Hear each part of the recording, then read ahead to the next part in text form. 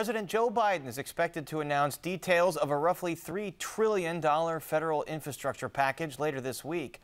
Biden and Democrats hope the plan will rebuild crumbling infrastructure and set the country on a course toward a clean energy economy to tackle the challenges of the 21st century. So what could that mean for Illinois and Chicago? Joining us are Michael Storino, President and CEO of the Illinois Road and Transportation Builders Association, Kevin Arnold, President and CEO of the American Council of Engineering Companies of Illinois, and Reverend Larry Bullock, President and founder of the Barrington-based U.S. Minority Contractors Association. Welcome all of you to Chicago tonight. Thank you. Glad to be here. So Kevin Arnold, I'll start with you.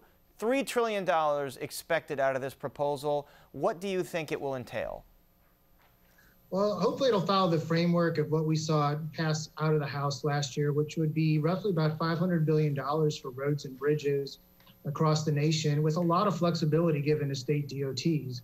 And I think when you look at Illinois, under what Governor Pritzker did in a bipartisan way with people like House Republican leader Jim Durkin, Illinois is very well situated with the Rebuild Illinois program to leverage the maximum amount of funds available. This is the $45 billion capital bill they passed last year. Correct. And Reverend Larry Bullock, what are the most pressing needs in Illinois, would you say? Well, unlike a lot of people, Paris, I think that we say infrastructure. We really need to reimagine the fourth industrial revolution. And so I'm concerned about bridges and roads, but I'm also concerned about wastewater management, wastewater treatment, obviously looking in the rearview mirror at Flint, Michigan. I'm also concerned about futuristic things such as 5G broadband, how we build that out, how we create jobs that can't be exported.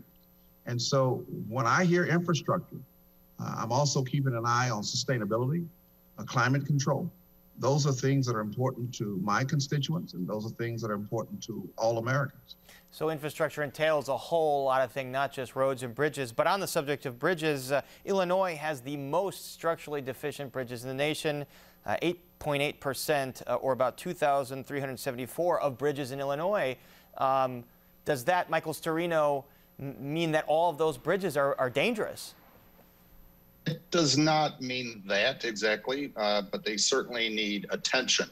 I don't want to be an alarmist, but for too long, Illinois kicked the can down the road. And as Mr. Arnold said, through bipartisan efforts of Governor Pritzker and the Republicans in the General Assembly, as well as the Democrats, we're on our way to addressing it. But those are longer term issues where IDOT is putting work out to the engineering community to address some of the most troubled bridges, but I wouldn't hit the panic button yet. With federal help and the Rebuild Illinois program, we're going to get out of that dubious distinction of being the worst in the nation in bridges. Certainly a lot of bridges, a lot of examples that people could point to of crumbling bridges. Kevin Arnold, you mentioned the $45 billion infrastructure program, Rebuild Illinois, that Governor Pritzker passed on a bipartisan basis. How quickly could new federal infrastructure funding turn into jobs on the ground?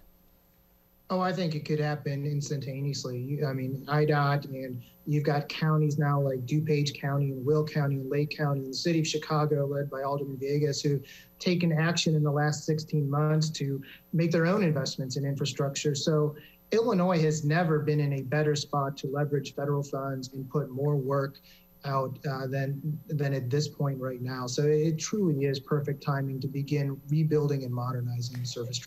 And Reverend Bullock, a lot of times in Chicago there have been problems diversifying trades unions, problems giving some of these contracts, making it diverse and equitable. Should a new infrastructure package, or would you expect this Biden package to include provisions in there for minority contracting? I certainly would expect it, and I hope and believe that it would, unlike the prior administration that seemed to be allergic to diversity, inclusion, and equity. I believe that the DBE statute is clear that federal dollars bring with it a certain level of commitment to diversity, inclusion, and equity.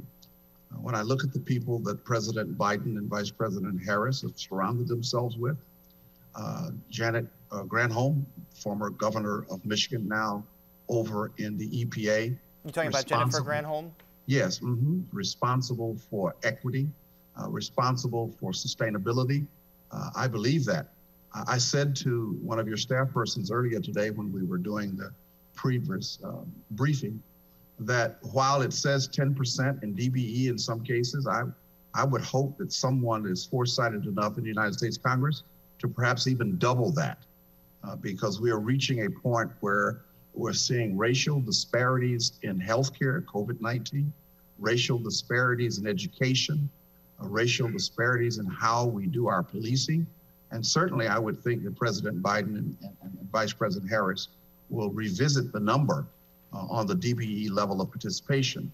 And I know that in the state of Illinois, the Honorable J.B. Pritzker has done an outstanding job with the Rebuild Illinois program. And they have set levels for the Capital Development Board, the Illinois Tollway, and even in other areas where these are no longer aspirational, they no longer accept good faith effort of phony, malignant requests, but that they are in fact demanding that the persons who do business in the state of Illinois and participate in commerce and industry honor those diversity, inclusion, and equity and certainly goals. It could mean a lot of jobs. Michael Storino, what projects rise to the top in Illinois, and how does that work? Is it Congress people, lawmakers getting projects in their districts up for funding from this package? Hey, that's a great question, and I echo Larry's sentiment. We're committed to an inclusive, opportunity-filled environment for road building as well. To me, it just made the news this morning. 5 people killed on the Eisenhower.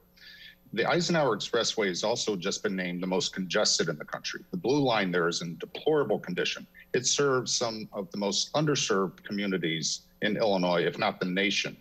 We can do better. It was designed when it's named the Eisenhower, but it was designed when Eisenhower was president for 40,000 a day. It gets over 200,000 a day now. We can extend the Blue Line to get closer to job centers, to get folks to employment opportunities. We can make the Eisenhower work for all of Chicagoland. That's a multi-billion-dollar effort. And without this kind of commitment from the federal government, it might fall away. But earmarks are back in Washington, and there's no reason why Senators Duckworth and Durbin and the entire Illinois congressional delegation can't get behind something that really hits everything from transit to economic opportunity and empowerment and mobility and building something new, better, resilient, so and the Eisenhower, one example there, and yes, extending the Blue Line, which has been talked about for many years. Kevin Ardle, we mentioned at the top, the intent of this package isn't just to maintain things, but to build infrastructure for the 21st century. What exactly does that mean?